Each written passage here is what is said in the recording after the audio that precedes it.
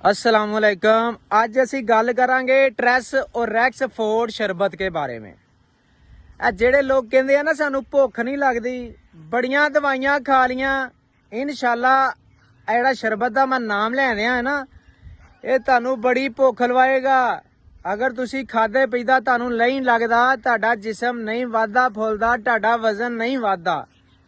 अगर तुसी ए शरबत पीना शुरू कर दो, ट्रैस और रैक्स फोर्ड शरबत, ये तुहानू हर अच्छे मैडिकल स्टोर तो मिल जाएगा।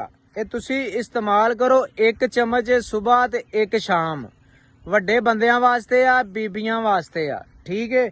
जिन्हां दा ब्लड प्रैशर लो हुंदा है, ब्लड प्रैशर घट हो जाता है, वो अपने डॉक्टर दे नाल मशवरा करके इस्तेमाल करन।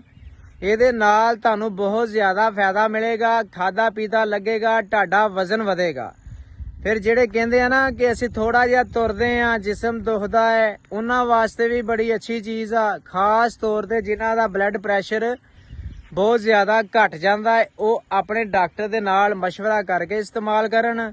ਤੇ ਜਿਨ੍ਹਾਂ ਨੂੰ ਬਹੁਤ ਜ਼ਿਆਦਾ ਨੀਂਦ ਆਂਦੀ ਆ, ਉਹ ਵੀ ਆਪਣੇ ਡਾਕਟਰ ਦੇ ਨਾਲ ਮਸ਼ਵਰਾ ਕਰ ਲੈਣ। ਜਿਨ੍ਹਾਂ ਨੂੰ ਨੀਂਦ ਬਿਲਕੁਲ ਨਹੀਂ ਆਂਦੀ, ਉਹ ਇਸਤੇਮਾਲ ਕਰਨ।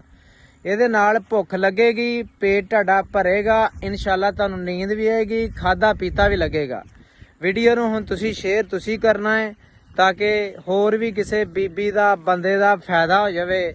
ਤੇ ਜਿਹੜੇ ਮੋਟਾ ਹੋਣਾ ਚਾਹੁੰਦੇ ਆ ਉਹਨਾਂ ਵਾਸਤੇ ਵੀ ਸੋਨਾ ਹੈ, ਬੀਬੀਆਂ ਵਾਸਤੇ, ਬੰਦਿਆਂ ਵਾਸਤੇ, ਹਰ ਤਰ੍ਹਾਂ। ਜਿਹੜੇ ਕਮਜ਼ੋਰ ਆ ਉਹ ਇਸਤੇਮਾਲ ਕਰੋ, ਇਨਸ਼ਾਅੱਲਾ ਇਹਦੇ ਨਾਲ ਤੁਹਾਨੂੰ ਬਹੁਤ ਜ਼ਿਆਦਾ ਫਾਇਦਾ ਮਿਲੇਗਾ। ਤੁਹਾਡਾ ਵਜ਼ਨ ਵਧਣਾ ਸ਼ੁਰੂ ਹੋ ਜਾਏਗਾ। ਆਪਣੀ ਤਸਵੀਰ ਲਵਾ ਕੇ ਤੇ ਕੋਲ ਰੱਖ ਲੈਣਾ ਤਾਂ ਕਿ ਤੁਹਾਨੂੰ ਇੱਕ ਆਈਡੀਆ ਹੋ ਜਾਵੇ ਕਿ ਵਾਕਿਆ ਹੀ ਸਾਡੇ ਜਿਸਮ ਤੇ ਇਹਨੇ ਕੰਮ ਕੀਤਾ ਹੈ। ਇਨਸ਼ਾਅੱਲਾ ਤੁਹਾਨੂੰ ਬਹੁਤ ਜ਼ਿਆਦਾ ਫਾਇਦਾ ਮਿਲੇਗਾ। ਸਾਡੇ ਚੈਨਲ ਨੂੰ ਸਬਸਕ੍ਰਾਈਬ ਕਰੋ। ਮਿਲਦੇ ਹਾਂ ਨੈਕਸਟ ਵੀਡੀਓ ਦੇ ਵਿੱਚ।